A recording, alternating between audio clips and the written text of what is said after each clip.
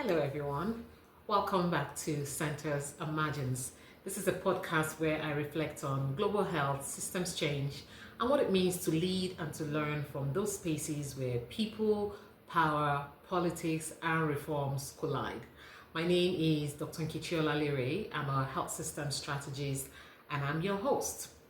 Now, I want to thank all of you who have sent me messages talking about how some of the things that I have talked about in this podcast have resonated. Thank you so much.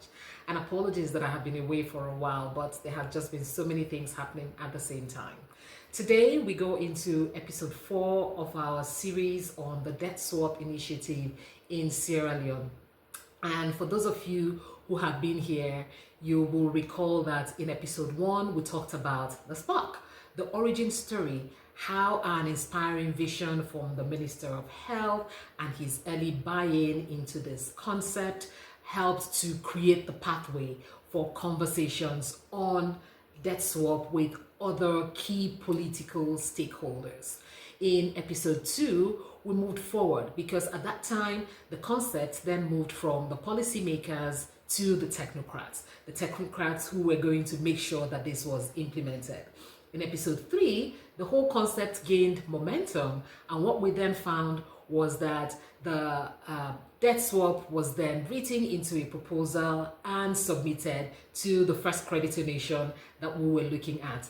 Now, this took about 3 years from the time that the idea for the debt swap was first mooted to when the proposal was actually submitted. I think that one of the key things that this always reminds me of is how sometimes slowly the bureaucratic process of policy reforms goes, but oh, what an impact when it finally lands. So yes, 3 years from the time that it was started up until this time, and the process is still on, right? In episode 4, I will bring to a conclusion this story on the debt swaps in Sierra Leone. And that's for the journey so far, because the journey hasn't ended yet. Initial negotiations are just about to be kickstarted, and so when all of that is finalized, I will be back here to bring you all the updates. But in this episode 4, I will try to be summarizing some of the key lessons that I learned myself that, while we were on this journey, that hopefully will help you in your own reform story or whatever reform that you're working on. So here are some of the key things that I learned from this process. The first one is the fact that leadership buy-in creates the runway, creates the pathway for every reform. Reforms don't just happen by themselves. They need to have the right people keying into it. The first critical buy-in that we needed was that from the originating ministry, which of course was the Minister of Health.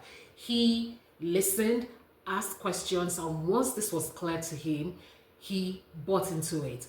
And that his guidance, his leadership was felt all through. Even when he couldn't attend meetings, even when he wasn't in the room, it was very clear that his leadership was guiding the process. We felt his leadership every step of the way.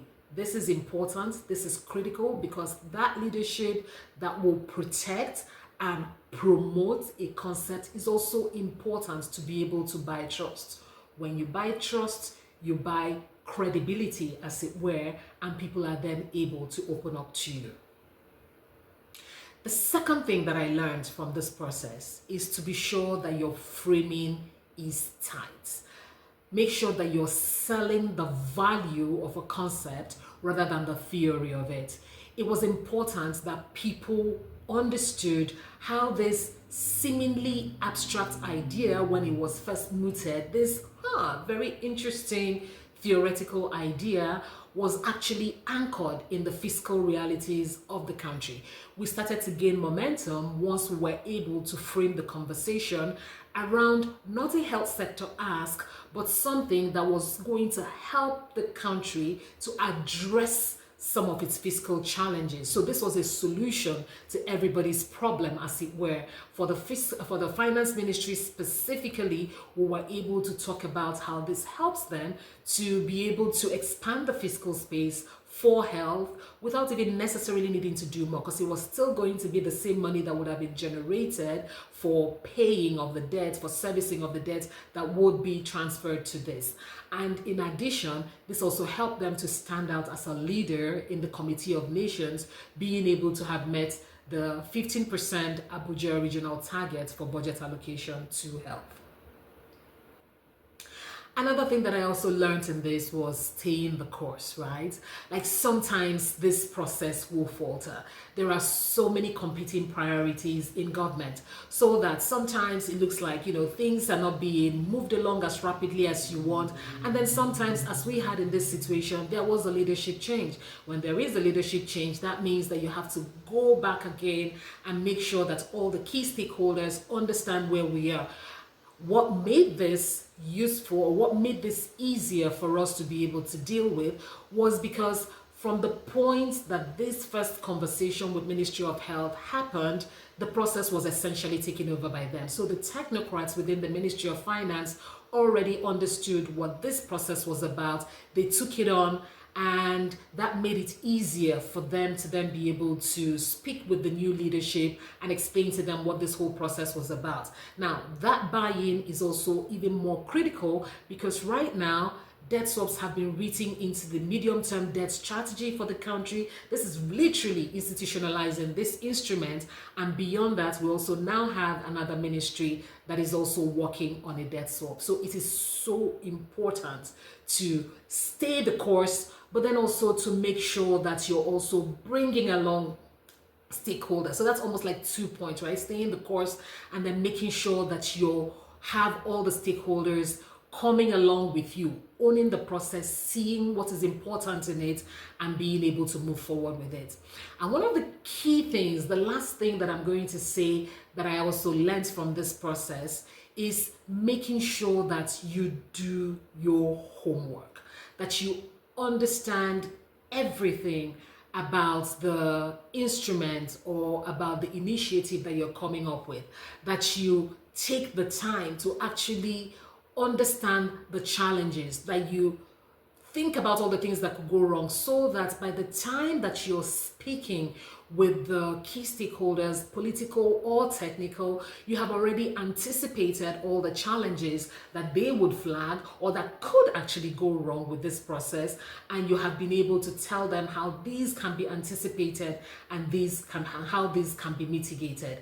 It makes the conversation more open, because you're able to speak to, yes, that indeed is a challenge. You can even point to specific countries or specific times when you feel like this had been an issue, but then you can also talk about mitigation. That way, everybody is meeting on a level playing field, and everybody is able to talk about the concerns and what can happen to kind of move things forward. So these were some of the things that I learned from this, and I feel like my experience has been so enriched by this process, and I can't wait to come back to you to tell you how we landed this.